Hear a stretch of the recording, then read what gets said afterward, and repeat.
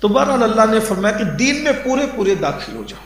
پھر اس کے بعد جو بات کہی گئی ہے، کیونکہ پورا قرآن ہی قیمتی ہے، میں صرف خلاصہ پیش کر رہا ہوں، ایک ایک آیت پر تو لمبی گفتگو نہیں ہو سکتی، لیکن اللہ تعالیٰ ارشاد فرماتا ہے کہ یہ جو میں نے تم کو اسلام دیا نا، دین، جو تم مسلمان ہو، تمہیں میں نے جو ایمان اور اسلام دیا، تم کو ادھر ادھر چیک کرنے کی ضرورت نہیں۔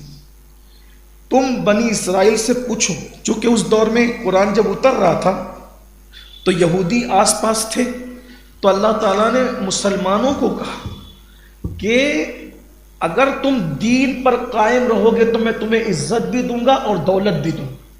دیکھو قرآن کا اعلان، اسلام غریب بنانے نہیں آیا، اسلام مالدار بنانے آیا۔ جن مسلمانوں نے اسلام کا دامن پکڑا، عرب کے بوریا نشین، کیسر و کسریٰ کے تاجدار بن گئے۔ ایک وقت مسلمانوں پر ایسا آیا دور فاروقی میں کہ یمن سے لے کے مدینہ منورہ تک زکوٰۃ کی رقم لینے والا یمن سے مدینہ شریف تک آیا، لیکن کوئی اس کو مستحق زکوٰۃ نظر نہیں آیا کہ وہ اس کو زکوٰۃ دے سکے۔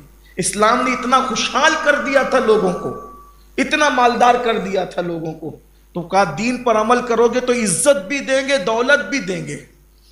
اللہ نے فرمایا اور اگر دین چھوڑ دو گے ذلیل کر دیں گے، تو ذلیل بھی کر دیں گے اور غریب بھی کر دیں گے۔ اور اللہ نے کیا فرمایا، اگر تم کو یہ بات پہ یقین نہیں آتا تو بنی اسرائیل سے پوچھو کہ جب ہم نے ان کو دین دیا تھا تو کتنی عزت دی۔ جگہ جگہ فضلنا علی العالمین، پوری کائنات پر تمہیں فضیلت، بنی اسرائیل سے کہا پوری کائنات پہ فضیلت دی، پوری کائنات پہ فضیلت دی، پوری جگہ جگہ آ رہا ہے پوری کائنات پر تمہیں فضیلت دی۔ لیکن جب دین چھوڑ دیا تو پھر کیا کہا، علیہم الذلہ والمسکنہ، کہ تمہیں ذلیل بھی کر دیا اور تمہیں غریب بھی کر دیا۔ تو جو دین چھوڑے گا وہ ذلیل بھی ہوگا اور وہ غریب بھی ہوگا۔ اور جو دین کا دام، اب آپ کو ایسا لگتا ہوگا کہ بہت سارے دیندار تو غریب ہیں، بھائی چند لوگ تو غریب رہیں گے۔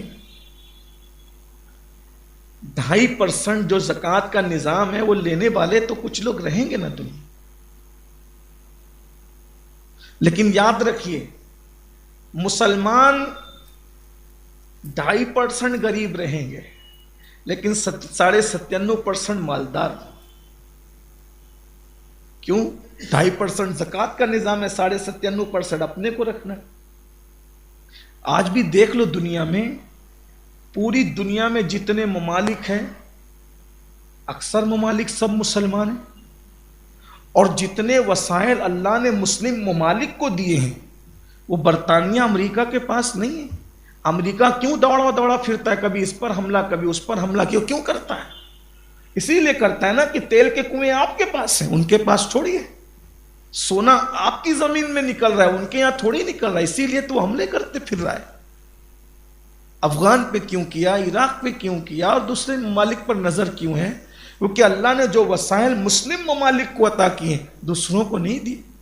دیکھ لیجیے، آپ انٹرنیٹ کی دنیا میں جیتے ہو، اللہ نے بہت مال دیا تمہیں، لیکن کیا فرمایا، دین تھامے رہو، دین پر رہو۔ یہاں میں بھی آپ سے کہتا ہوں، تراویح میں قرآن سننے والوں دین کا دامن پکڑ کے دیکھو۔ دین عزت بھی دیتا ہے، دین مال بھی دیتا ہے،